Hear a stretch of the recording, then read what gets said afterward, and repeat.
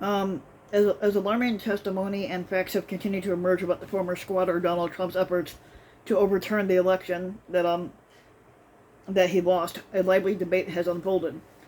Experts are battling over whether and how the former squatter can and should be held into account.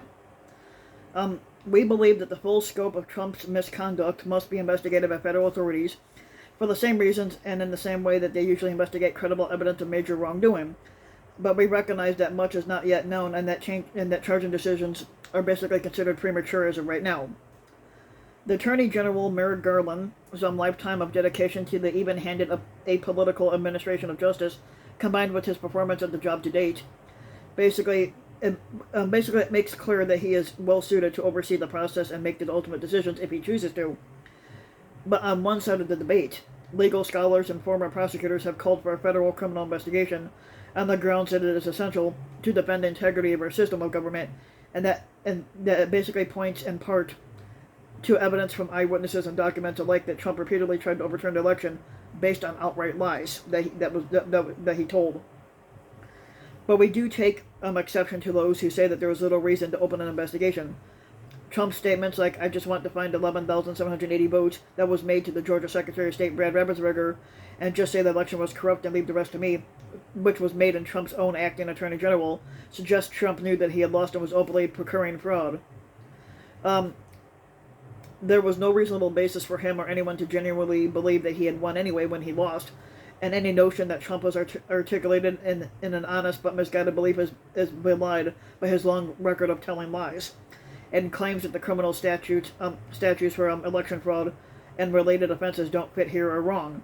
The Justice Department regularly prosecutes public officials for asking election officials to do certain things like adding ballots to increase the vote totals for certain candidates, which is what Trump basically asked for here. All of that, and much more justify a federal investigation, but we also recognize the challenges that choosing to prosecute Trump would represent. Even if we disagree with those who say that those concerns should preclude an investigation, the difficulties here must still be addressed. And for instance, the commentators have noted that prosecution of the former squatter, especially if for things he did while squatting in the White House, may lead many to allege the political motives, and that would make more difficult the restoration of trust in an even-handed justice that is so essential. That after the former Attorney General William Barr's gross political misuse of the department, the ideal of a prevailing presidential candidate's Justice Department prosecuting his predecessor for things done while serving as squatter sounds like the stuff of dictatorship in the abstract.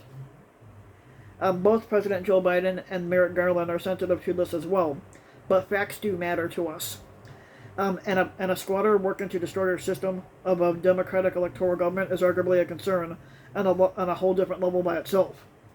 The stronger and more compelling the direct and admissible evidence becomes that Trump did exactly that, the clearer it becomes that it must take precedence.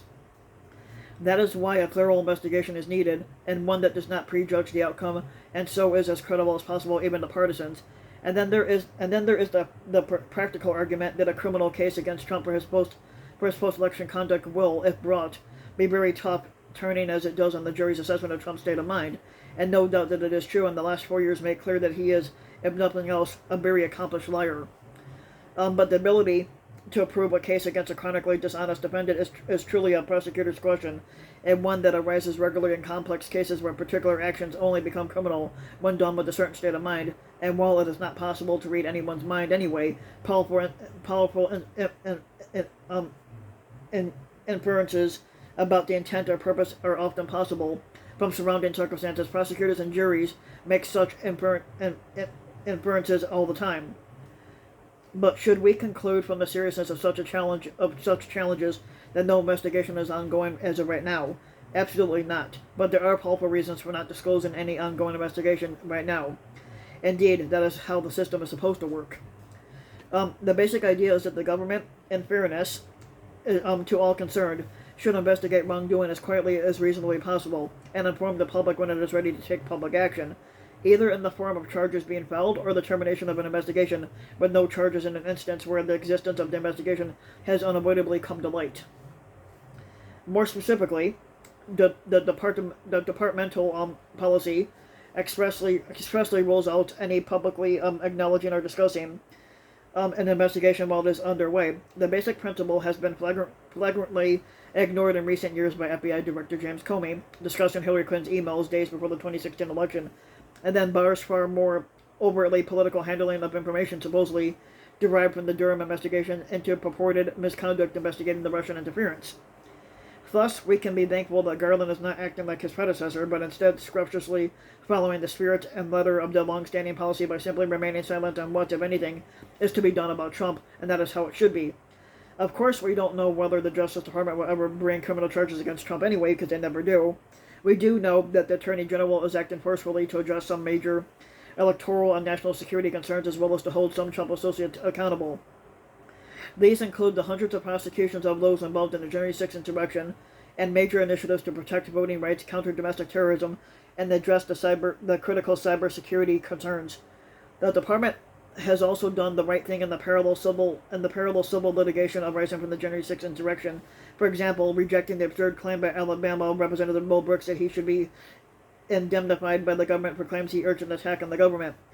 Like the other encouraging signs include the indictment of Thomas Barack, who's the chairman of Trump's inaugural committee, on charges including failing to register as an agent of a foreign government, and the investigation of Rudy Kaludi in connection with his Trump-related activities in Ukraine. And we know that the Justice Department is generally allowing critical evidence concerning Trump's efforts to steal the election to come forward and be developed. The decision on whether to prosecute Trump federally is in good hands with the Attorney General and his professional staff. Their rigorous review process, along with Garland's long record of making sober judgments under the law, separate from politics and the parent-child concerns, can be trusted to redeem the national interest and secure the public trust.